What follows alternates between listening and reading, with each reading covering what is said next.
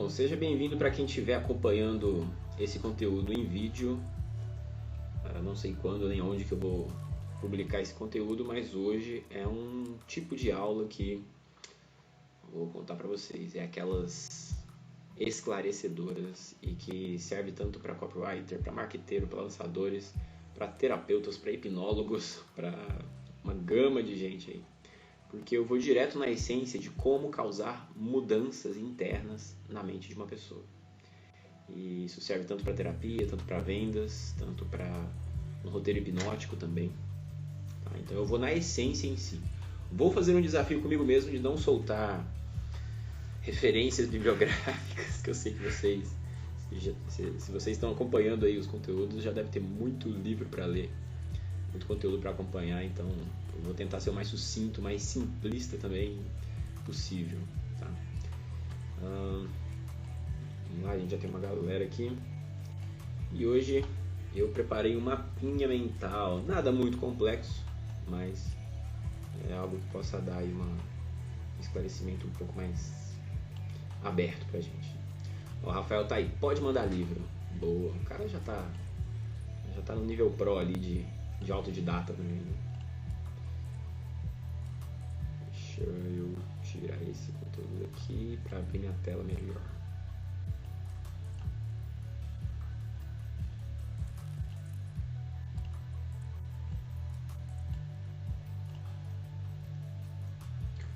Bom, estamos aí. Qualquer coisa vocês dão um grito aí.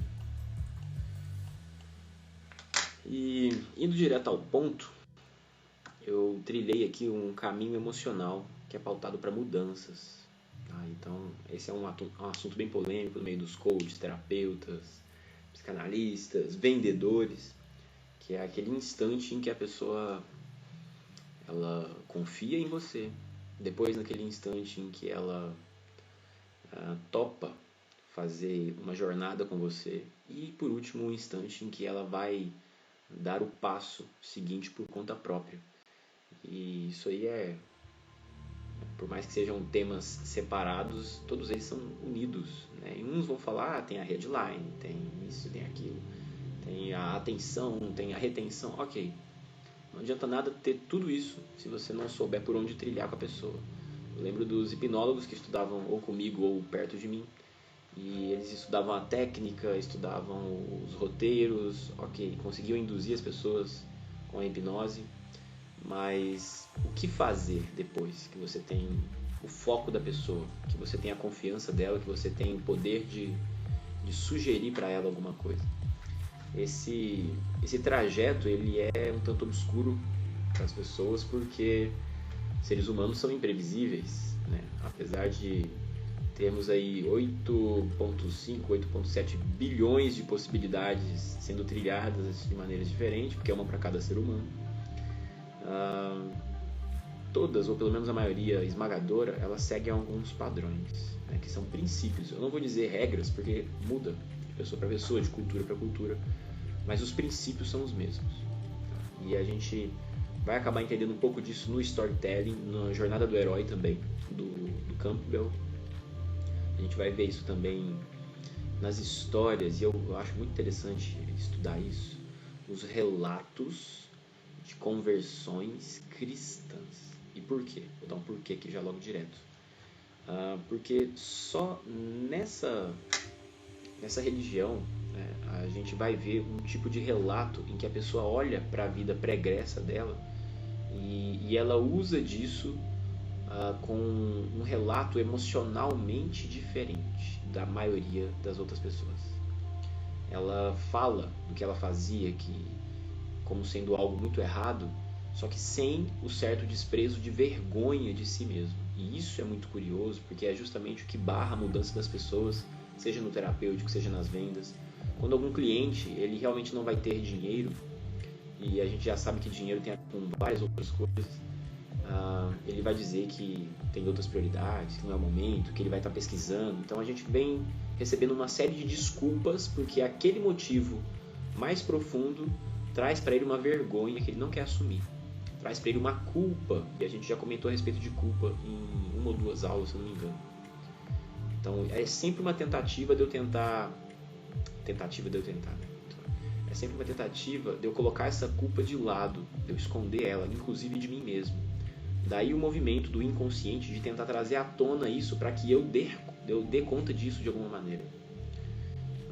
Só que esse trajeto emocional não é tão fácil assim. Entendam como você ter um quebra-cabeça que tem palavras nesses quebra-cabeças em cada pecinha. Então a gente supõe que ficaria fácil, basta eu ler as palavras.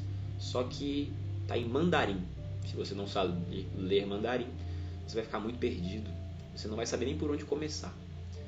Então a gente tem essa sensação quando a gente olha para alguns problemas internos, para algumas causas que a gente não tem essa solução, esse trajeto da solução.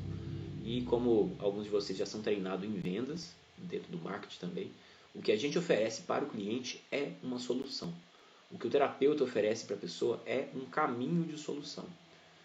O que a gente considera como terapêutico é uma ajuda, é um pedaço da solução ou a solução inteira para aquela questão. Agora, se todo ser humano tem essa sina de não conseguir dar conta do próprio sentido da sua existência, ele vive em conflito. Isso acontece com a maioria esmagadora das pessoas no mundo. Popularmente a gente entende como qual é o sentido da vida? Essa é uma pergunta sem resposta. Não é. Para muitas pessoas já não é mais. Então, eu encontrei isso na análise dos relatos das pessoas cristãs. O vulgo testemunho evangélico. Né? No YouTube está cheio aí, testemunho disso, testemunho daquilo. Mas quando você aprende a fazer uma leitura fria, né, a linguagem corporal, a linguagem do que está sendo dito ali, você acaba percebendo muito mais do que está sendo dito. E você consegue ver aonde tem a questão da autenticidade. Uma coisa é eu falar de algo que me incomoda de uma maneira secundária, como se eu estivesse comentando a respeito de um trauma meu, mas ainda não está resolvido. E isso é possível, né? Com treino, com técnica de dissociação também. A gente inclusive é treinado dentro disso em algumas teorias da psicologia e vertentes da psicanálise também.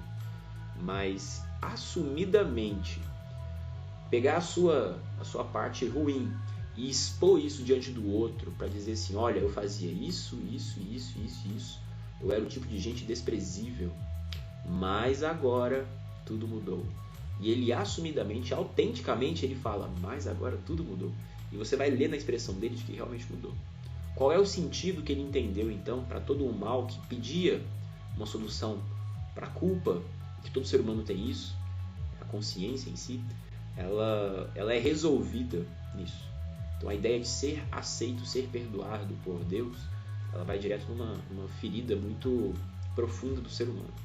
E que nem a psicanálise, nem as terapias entre as 500 da psicologia, elas dão uma explicação muito sensata, uma solução para isso. Né? Porque nenhuma delas, inclusive, quer se ater a esbarrar nos assuntos que popularmente são conhecidos como religiosos. Né? Quando a gente fala de espiritualidade, do ser humano, do ser integral, corpo, emoções e alma, e o espiritual, que também esbarra na consciência, muita gente não quer tocar nesse assunto porque esbarra em polêmicas também, né?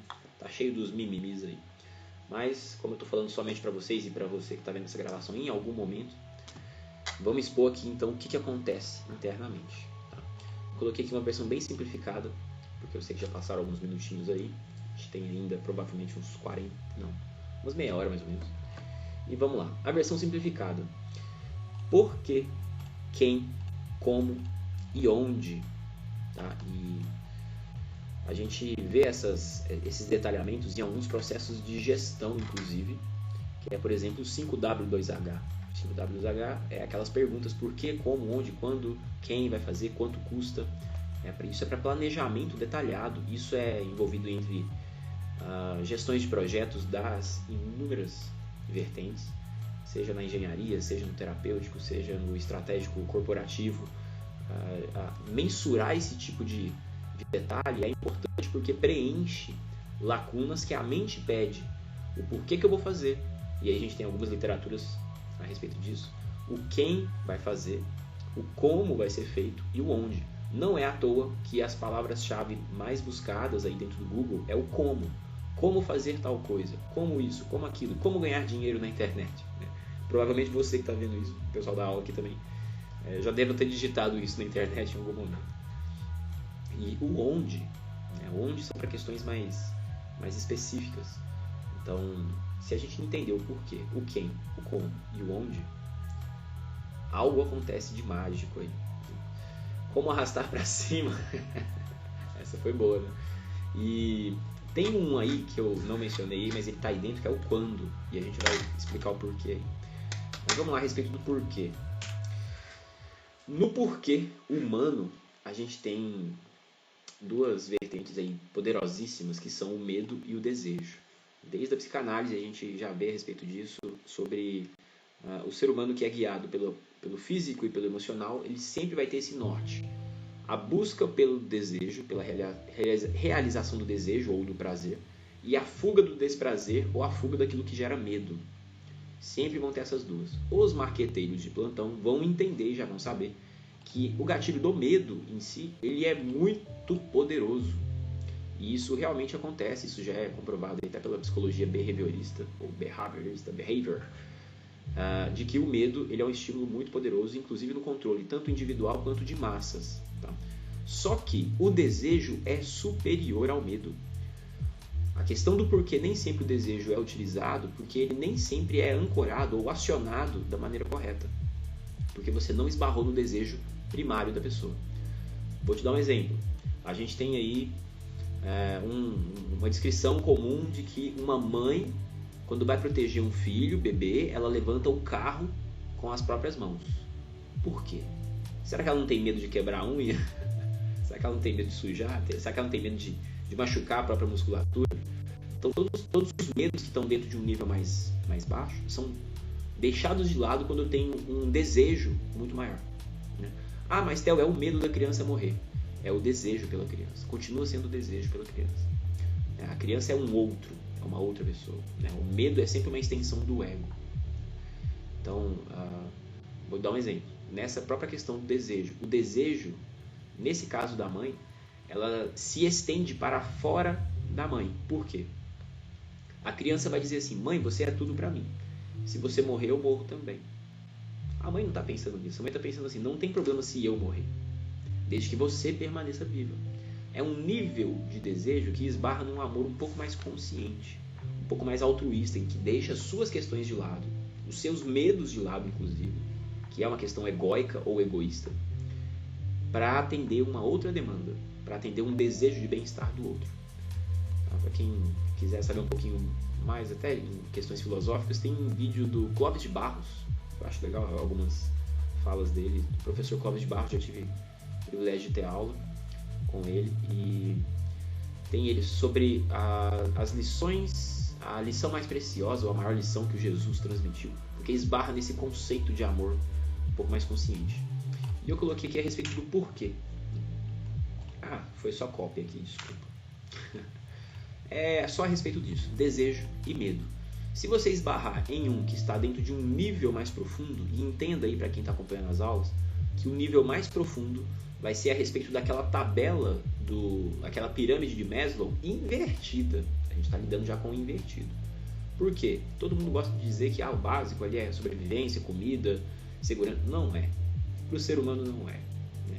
Para um ser humano pautado em necessidades físicas ou pautado pelas suas decisões do físico e do emocional, pode ser, mas a gente está lidando de novo com aquelas pessoas que vão estar dando racionalizações para suas questões mais profundas. É o cara que vai falar que está sem tempo, mas na verdade ele está sem dinheiro. Só que o sem dinheiro também não é a questão mais profunda, é a respeito da impotência ou incapacidade dele ter dinheiro. E aí já esbarra em coisas mais profundas, que são as suas crenças, seu senso de percepção própria, seu senso de valor próprio, de merecimento. Então isso é a respeito da própria identidade dele, que é o que ele não dá conta de lidar ainda. Quem sou eu? Olha como é que uma coisa da venda, né? Parece que não tem nada a ver, mas quando você vai indo em níveis mais profundos, esbarra. A gente tem aí um porquê. Esbarrando num porquê e identificando, para quem viu lá o vídeo do David Lyon, a gente percebeu que no roteiro de hipnose do David Lyon, ele buscou uma motivação, um porquê, colocando uma situação hipotética de que se ele fosse um gênio da lâmpada mágica, qual desejo você gostaria de ter realizado? Então, mesmo numa situação hipotética, a figura de alguém que possa realizar qualquer coisa revira em você aquela caixinha dos desejos, talvez mais profundos, deixados de lado, ou dos desejos que seriam comicamente bons. Então ele aciona isso e usa aquele porquê como um combustível para todo o restante. A partir daí a gente tem o quem. Esse quem, dentro do storytelling, a gente tem o alguém como eu. É sempre a respeito do eu. A gente comentou em outras aulas a respeito dos neurônios espelho, que minha conexão na internet está instável, que coisa horrorosa de se ler. Mas vamos lá, se falhar aí, alguém me avisa aí, por favor. A respeito dos neurônios espelho, que tanto a criança quanto vários animais, ao olhar visualmente uma figura materna ou paterna, ele tem um senso de identificação, e o ser humano também. A gente foi estendendo isso em como isso se desenvolve no ser humano. A gente vai esbarrar lá no complexo de Édipo, tanto o Édipo feminino quanto o Édipo masculino também.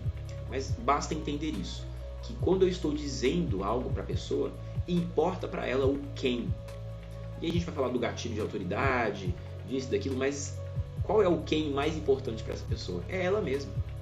Então é importante que seja alguém como o eu. Por isso que eu não coloquei alguém como eu. É alguém como o eu. É o ego. Quando a gente vai usar o storytelling, a gente tem lá os arquétipos junguianos. Dentro do storytelling é que os arquétipos vão ser encaixados.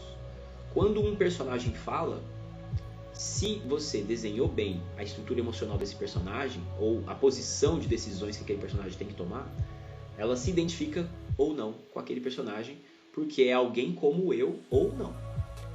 E isso faz um insight na mente da pessoa de falar, uau, eu me deparo com esse tipo de problema, eu me deparo com esse tipo de questão, eu me deparo com esse tipo de decisão a ser tomada. Deixa eu dar uma atenção a mais para esse enredo, para eu saber. Porque talvez o que esse personagem decidir, eu ou o eu pode também decidir da mesma maneira. E aí tem uma sacada muito boa dentro do storytelling. Por que storytelling funciona tão bem? Desde que o quem seja alguém como eu. E aí por isso compensa você estudar os arquétipos, desenhar muito bem a persona do seu público. A partir daí, com o vínculo já feito, eu vou para o como. E olha que interessante, não importa o como, se for menor, se o desgaste for menor do que a recompensa. Vou tomar meu chimarrão aqui enquanto vocês pensam nessa frase. O como não importa. Se o trajeto, se o desgaste do trajeto for menor do que a recompensa.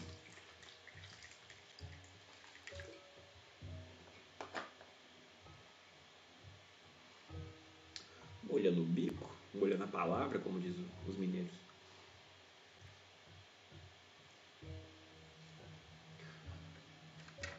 Theo, o que você está falando, cara? Se você pega um jovenzinho que está aficionado em ir pra mulherada, ele quer ir na balada, ficar com um monte de meninas, passar a boca dele na boca de um monte de outras pessoas que passaram a boca nas outras bocas de outras pessoas, que passaram, enfim, vocês entenderam. Esse jovenzinho, ele vai aceitar o desgaste de levantar ferro na academia todo dia, de comer frango com batata doce todo dia também. É um desgaste? É um desgaste. É algo que vai tirar dele um prazer e que vai fazer ele enfrentar um certo desprazer também. Mas por que ele faz isso? Porque a recompensa na mente dele é maior do que o desgaste do como. Então todo como gera um desgaste. É a trilha. Eu quero encontrar ouro. Ótimo. Começa a lavar cascalho. Quantas vezes?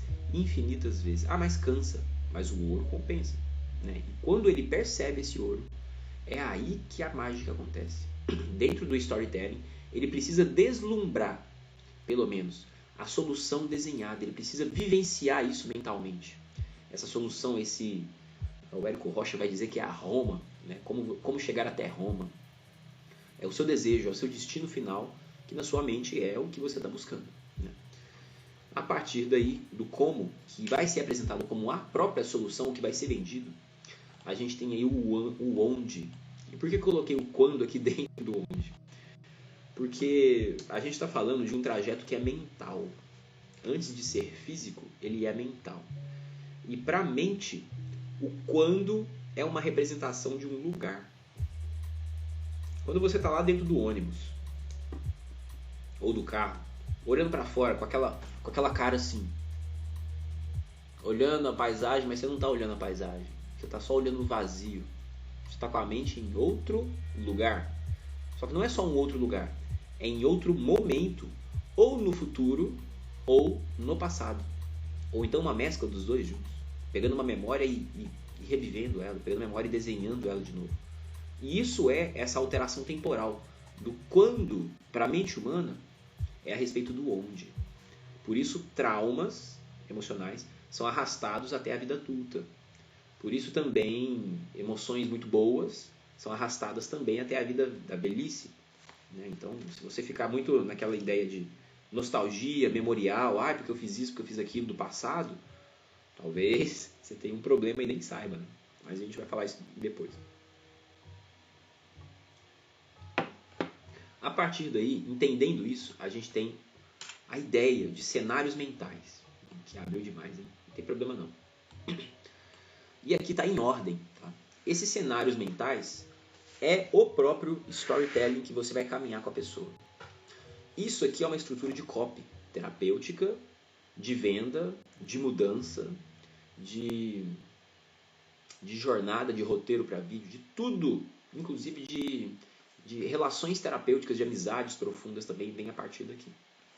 A gente tem aí o contexto atual ou a descrição do eu. Né? O contexto atual e a descrição do eu. O que é o contexto atual? Lembra lá na copy, quando a gente vai definir a dor da pessoa, a gente descreve a dor dela no começo, para que ela se identifique, para que ela escute aquela frase e fale, uau, tá falando de mim.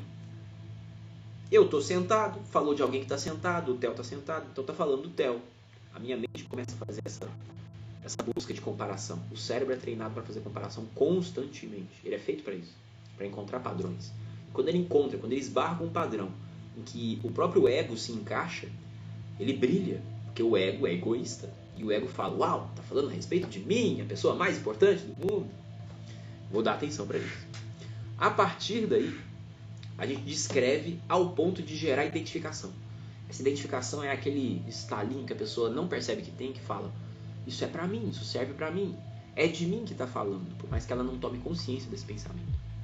A partir daí, a gente tem uma constatação da habilidade possuída. E o que é? É quando eu transmito para a pessoa que o que eu estou oferecendo é possível. Vou falar de novo a frase. Eu transmito para a pessoa que o trilhar esse caminho, que ter aquilo que eu estou descrevendo, que eu estou oferecendo, que obter aquilo, conquistar aquilo, é possível e que ela já fez isso em outros níveis e em outros momentos. Vou dar um exemplo. No começo, quando a gente falou a respeito de autodidatismo, de leitura acelerada, de escutar audiolivros, de ter uma memória boa, várias pessoas duvidaram. Mas, quando você começou a perceber que esse processo de memória, ela linka com algo que você já fez, ficou simples. Um exemplo prático. Um monte de gente duvidava que poderia gravar 20, 30, 40, 50 palavras desde a primeira vez. Para quem não sabe do que eu estou falando, vê lá as primeiras aulas que a gente falou sobre o método de memorização. Eu coloquei isso no grupo geral. O Bruno está falando, tá travando só aqui? Alguém me confirma aí se está travando só para o Bruno. Ou se vocês estão acompanhando aí. Aqui não está travando não. Show, então vamos dar seguimento. Qualquer coisa, se faltar alguma parte importante, é só voltar lá na gravação. O Dudu falou que lá também às vezes. Botar a lenha na internet aí, eu coloquei aqui antes da gente começar. Então vamos lá. A constatação da habilidade possuída é quando eu provo para você de que você é capaz, de alguma maneira. Então eu provo para a pessoa, por exemplo, dizendo que você lembra do que você comeu no seu aniversário de infância. Como então que você não vai lembrar de 10 palavras simples de hoje? Mas Theo, ali tinha emoção. Ok, e é justamente por isso que vai funcionar esse método aqui. Então eu estou dando comprovação na sua história de que você já fez algo parecido, de que você tem aquela habilidade. Só que ela precisa ser desenvolvida ou aplicada em outros lugares. Isso é a constatação. A partir daí a gente tem a segurança da companhia para a jornada ao passado. O que é a jornada ao passado? É enfrentar seus medos antigos. Theo, eu não sei se eu vou conseguir ou não. E aí eu dou aquele reforço. Olha, Eu já fiz, funcionou comigo, e aí quando outra pessoa faz e diz que funcionou com ela, essa segurança do método que esse expert está passando aumenta ainda. Essa segurança aumenta, essa companhia dessa orientação que eu estou recebendo, ela aumenta e eu consigo voltar para o passado, entre aspas, quer dizer, reenfrentar aqueles medos que eu vou enfrentar na hora do aprendizado. Reenfrentar aquela questão que eu deixei de lado há muito tempo atrás. A partir daí temos acesso à raiz e o reconhecimento da emoção. Será que eu vou conseguir mesmo? Todo mundo que comprou um produto na internet, um infoproduto, um curso, chegou no momento, seja um curso de violão, tá eu lá, será que eu vou conseguir mesmo? Essa é a constatação da emoção que eu estou enfrentando. Quando eu tomo consciência disso e eu supero, e aí eu já pulo aqui para a ressignificação, eu estou desenhando uma memória nova em cima de um medo antigo. Aí eu tenho assim, uou, consegui, aconteceu. A partir daí eu constato essa mudança. Consegui. Uau, se eu conseguir fazer isso aqui, agora é só replicar várias vezes. Quem já vendeu um produto pela internet fala, cara, funciona. É só eu melhorar a estratégia, eu me habilitar mais, eu praticar mais, que eu vou conseguir fazer o meu 6 em 7, quem sabe, né? Daí a gente vai de volta para o futuro e mais além. Naquele instante que a sua chavinha vira, você começa a imaginar como será você fazendo 6 em 7. Como será você tocando violão num concerto que você queria? Como será você tocando violão daquele jeito que você queria? Como será você memorizando tudo que as pessoas dizem? Como será você usufruindo no ápice da solução já vivida? Isso acontece com todo mundo. Mercado financeiro. Imagine você com esse carro. Imagine você nessa casa. Eu estou te levando para o futuro e mais além. Mais além por quê? Porque você vai devagar. Devagar é divagação, tá? Não é devagar de devagarinho. É divagação. Eu vou devagar. Eu vou brincar de imaginar como será esse cenário. E isso vai me alimentar. A partir daí, a gente constrói o botão do agora. Constrói o botão do agora é... Cara, você tá aí vivendo no seu carro imaginário? Tá gostoso? Tá gostoso. Então clica aqui agora. Então faz essa atitude. Então faz essa ação aqui agora. Que você já vai começar a colher o primeiro resultado. E isso acontece. Deixa eu ver se a Franciele está na sala. A Franciele está aí. Fran, não pretendo te expor, tá? Não vou falar sobre questões pessoais. Mas a Franciele, ela passou por um processo de ressignificação. Porque ela não falava em público. E o que aconteceu com ela foi justamente isso aqui. Ela não falava em público. Então, chegou um momento que eu perguntei, você não fala em público? Não, eu não falo em público. Ela está constatando. E ela começou a descrever o contexto atual. E ela escutou isso de mim também. Quem não fala em público às vezes tem tremedeira, tem mão suada, tem isso, sente medo de ser debochado. A constatação da habilidade possuída. Isso é o quê? É quando em algum momento ela percebe que ela já falou em público alguma vez. Ela já falou com pessoas em alguma vez. Ela sabe falar, ela sabe escolher palavras. Ela sabe a informação que ela precisa transmitir. Ela sabe que ela já ensinou uma pessoa, por exemplo, que ela já deu conselhos, que ela já se apresentou diante de alguém, que ela já ligou a câmera alguma vez. Então ela percebe que ela tem aquela questão. Só que aí ela precisa da segurança para a jornada ao passado. A partir daí eu perguntei, quer resolver isso? É uma questão lá do passado e você sabe disso, quer resolver? E ela confiou no momento, ali no processo que eu estava oferecendo para ela. Naquele instante a gente foi nas memórias dela. O Dudu, o nome daquela técnica de se imaginar depois com a transformação do produto é Fit Repacing. Não conheço, Dudu. Não conheço essa técnica, para te falar a verdade. Vou pesquisar, mas se você tiver algum conteúdo a respeito, traz aí. Daqui a pouco, se alguém souber e sobrar um tempinho aí, a gente pode descrever ela também, porque eu fiquei interessado. Voltando lá no caso da Franciele, a gente voltou lá nas memórias dela, que eram os momentos mais sombrios a respeito do porquê, lembrem. Ela não queria falar em público, porque algo aconteceu. A mente dela queria evitar esse desprazer, tinha medo ali no meio. E a gente fez a tal da ressignificação. A gente reconstruiu uma memória, redesenhou essa memória. Pegou aquela memória que já existia, redesenhando, ela muda de emoção. Eu consigo olhar ela de outro ponto de vista. Estou olhando ela por outro lado agora. E aí eu tenho a constatação da mudança. Mudou. Uau, não estou sentindo mais aquela mesma emoção. Quando eu percebo essa constatação da mudança, Eu levo ela para o futuro. Agora, se imagina falando em público e sentindo um prazer muito bom. Como vai ser interessante descobrir maneiras diferentes dos resultados de falar em público. E ela, uau, talvez como será interessante mesmo. Então eu levei ela para o futuro. Estou imaginando uma situação futura com ela. A partir daí, que isso já ficou vívido, marcado, com caminhos neurais, com sinapses feitas e registradas e reforçadas, porque o jeito de fazer isso também foi estratégico. Não foi simplesmente eu pedindo para ela uma vez e ela acabou, não. Demanda, né, registros diferentes e com técnica também. A gente construiu o botão do agora. E no caso dela, o botão do agora era gravar um áudio naquele instante relatando para o público do grupo o que tinha acontecido ali. E pasmem, ela gravou. A Fran tá aqui na sala. Ela gravou o áudio. Muitos de vocês escutaram isso. Isso gerou um burburinho. Cara, como assim? Aconteceu mesmo? Uou, que legal! Ela começou a receber benefícios de ter falado em público. Ela começou a trilhar o trajeto. Não era mais imaginar. Ela começou a trilhar o benefício de falar em público. Ela colheu os primeiros resultados a partir daí. E aí, acabou, Theo? Pode ser que depois ela queira aprender técnicas de oratória para falar cada vez melhor. Porque ela já não tem mais o barramento. Pode falar. E mais legal foi no outro dia que ela falou com a gente. Assim, nossa, ela estava irreconhecível falando. Ela tá falando até legal. Hoje lá. Você vê que eu já fiz um comentáriozinho ali. A Franciele não fazia comentários em nada ali. Agora ela tá mais exposta. O que mudou então, Theo? Sério? Ah lá, tá falando, gente. E eu estava irreconhecível?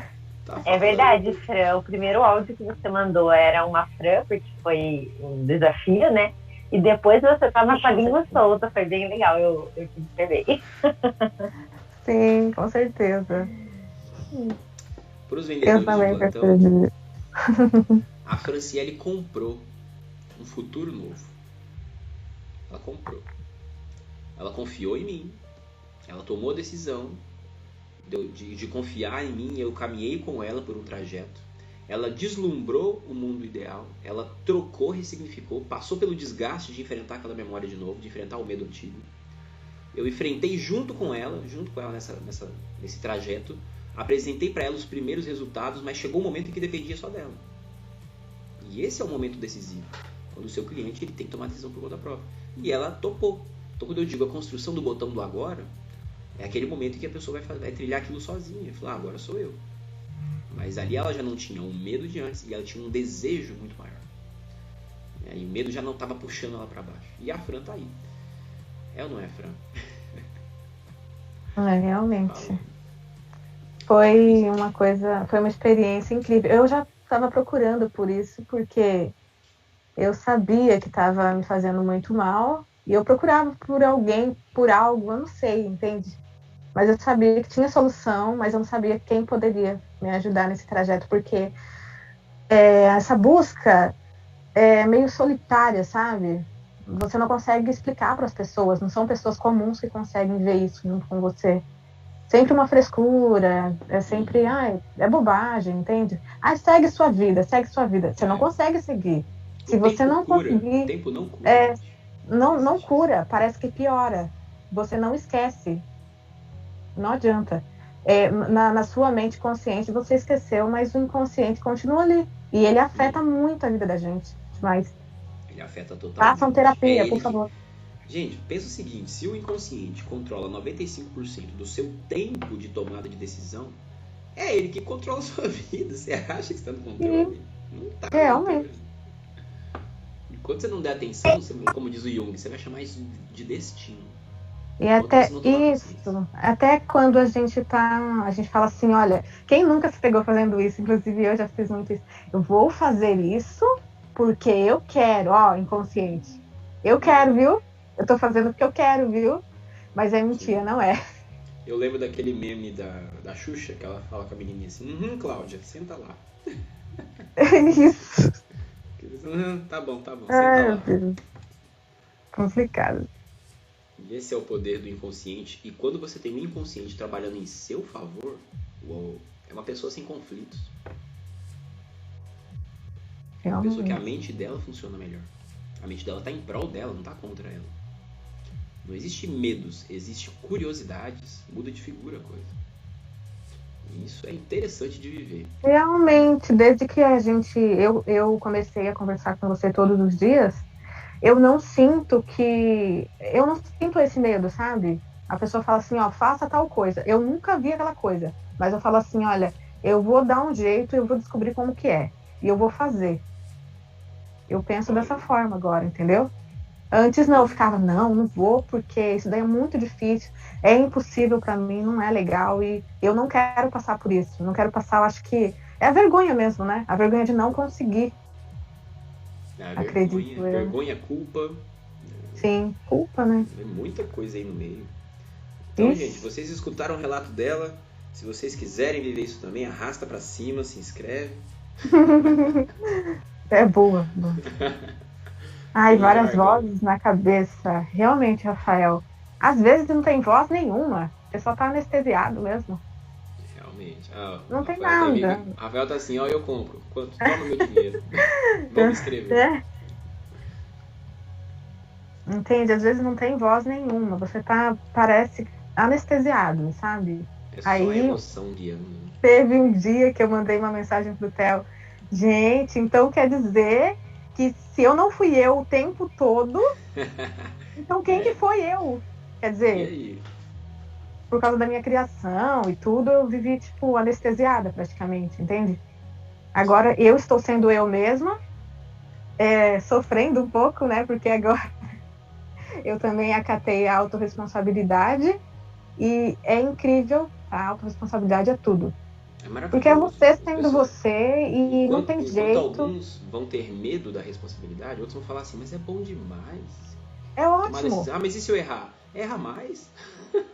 Erra mais, é mas ótimo. erra com elegância, erra com inteligência. Tá sendo meio assim, às vezes dá uma euforia, uma coisa assim, falo, não, calma aí. Eu tô conseguindo até, sabe? Mas é aos poucos mesmo, e eu tô conseguindo. É melhor do que, entende, você ficar ali com medo, falar, não vou fazer nada por vergonha.